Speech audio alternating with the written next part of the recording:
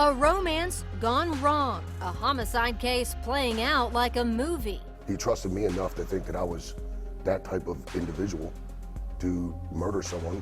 On the ground and in the air. Right, coming around the fence, probably squirting down right here and waiting. With the help of a former Marine, Travis County Sheriff's detectives foiled a murder-for-hire plot. Tonight, KXAN investigator Brittany Glass has an exclusive look at the reconnaissance mission that saved an Austin woman's life. Sandy, this is Joey. It's nice to finally meet you. Sorry we had to meet this way. Thank you. I'm sorry. Thank you. You're welcome, ma'am. An emotional embrace with the man meant to be her killer. Hi, Sandy. This is Joey. I was the guy that was supposed to kill you. With our cameras rolling, Sandy Jones and Joey Seas met for the first time. But it wasn't the first time their paths had crossed. In the beginning, the man that hired Joey to kill me is not the man I fell in love with. Jones and this man, Keith Cote, were a couple for more than a decade. She says their relationship turned violent. More than 6 years after they split. This came out of nowhere, except I always looked over my back, always. Her ex approached Seas, a former Marine, at a barbecue last fall.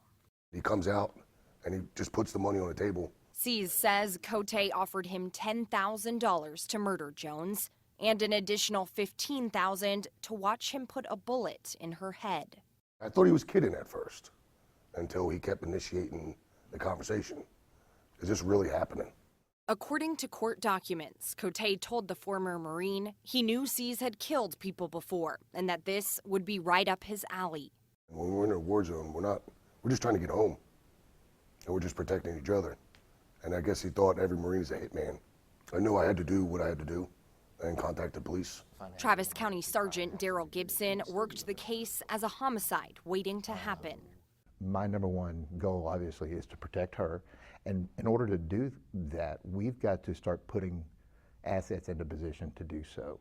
Gibson actually enlisted the veterans' help with an undercover mission. We build the absolute strongest case possible because we cannot let something like this fail on a technicality. Travis County, along with the FBI, DPS, and the U.S. Marshals Lone Star Fugitive Task Force, tracked Cote's every move for 3 weeks, to the day he drove with Seas to the would-be victim's workplace, where the hit was supposed to happen. There's, you see that building? Yep. That's where we're going. Okay. I would say just stay along the perimeter. Okay, just It's dark and you're ninja. As Cote mapped out the kill, All right, we're right lane 71. authorities watched from above. All right, he's braking. He's pulling into the strip mall. And he wanted me to make it look like a robbery. Steal her purse, get her phone. Headshot. A headshot? Yeah. Yep. While she's in the car? No, she'll be walking out of the door. I'll be all blacked out. Right, coming around the fence, probably squirting down right here and waiting. Before his final meeting with Seas, police arrested Cote at his home and charged him with criminal solicitation to commit capital murder.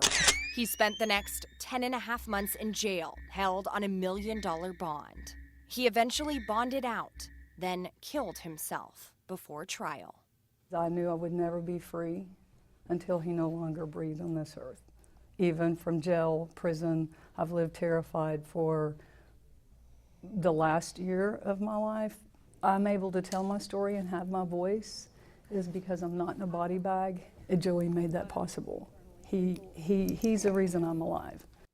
We now know Keith Cote became paralyzed and told Seas at one point he would make the kill himself if his body could have handled it. That's why he said he wanted to hire a Marine who was physically up to the task. Aaron. Thanks, Brittany. And for extended clips of the undercover recon mission that saved an Austin woman's life, go to KXAN.com, the homepage right now.